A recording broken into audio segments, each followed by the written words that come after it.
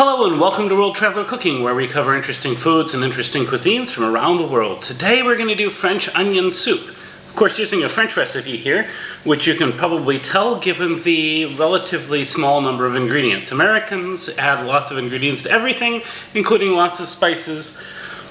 Around the world, most other people don't do that. So, although Indonesian cuisine, if you've been following, does have large numbers of spices and things. So this is probably enough for 2 people for a good meal, or maybe 4 people for an appetizer. We start off with 8 medium onions, a liter of broth, some salt and pepper, 30 grams of butter, 15 grams of flour. It's about 2 tablespoons of each, by the way. 4 slices of bread, 40 grams of grated cheese. Now, most American recipes will say you have to use Gruyere. The French recipes I've seen don't specify what kind of cheese to use. So I think you're relatively free to choose something. I would not choose American cheese. You want something that's actually going to sort of melt and brown a little bit. And melt like a real cheese does, not like the American stuff.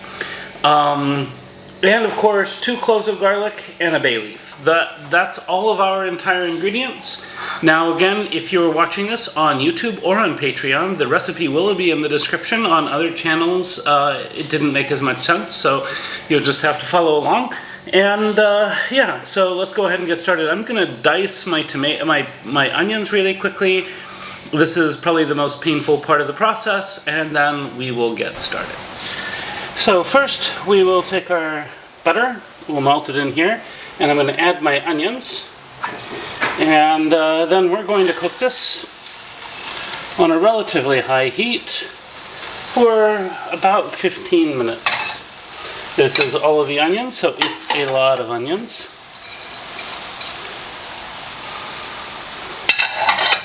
At the same time, I'm preheating the oven grill, and I'll be back. As this continues to cook, you will have to stir more and more frequently as stuff will start to stick to the bottom more. But you can see how much this is cooked down, and this is a good sign. So a few more minutes, and then we'll sprinkle in our flour. So now that the timer's gone off, I'm going to take my flour, and I sprinkle a bit of it in, stir that in, and repeat until all my flour is in. Then I'm going to keep an eye on this, stirring it fairly frequently until the flour has changed color and everything has darkened quite a bit. So at this point we're starting to get some real dark spots. So I'm going to start adding my broth. I'm going to add it just a bit at a time and try to get this stuff up.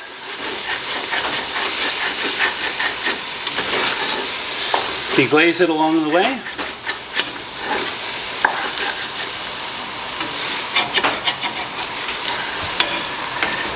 After the broth, I'm going to add the bay leaf and the garlic. And I know my broth wasn't very salty, but I am going to taste and adjust the seasoning. So probably more salt. Actually, I think I'm just going to start with maybe 2 teaspoons. And definitely add some pepper at this point. And I'll be back to test this more in a few minutes. So this is now done, so I'm going to serve a nice bit here.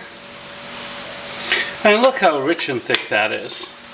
Then I'm just going to take one of these, just set it on top like this.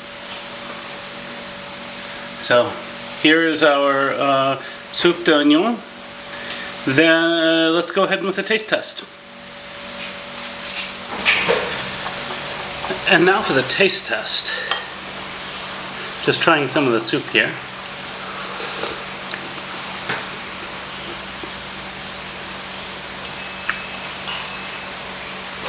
So this soup is very rich.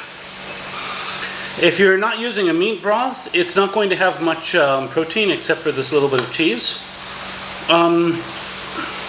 But it has a very, very rich flavor.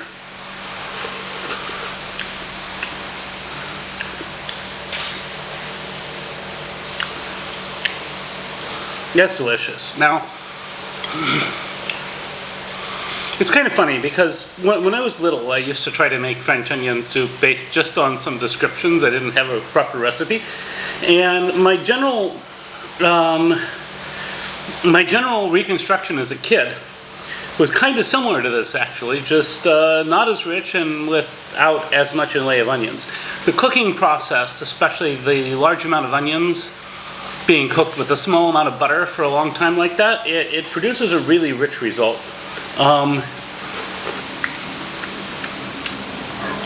And unlike most of the American versions, this doesn't have a lot of other things to distract from that flavor. It's really good, very rich. I'm going to try a little bit with the bread and cheese.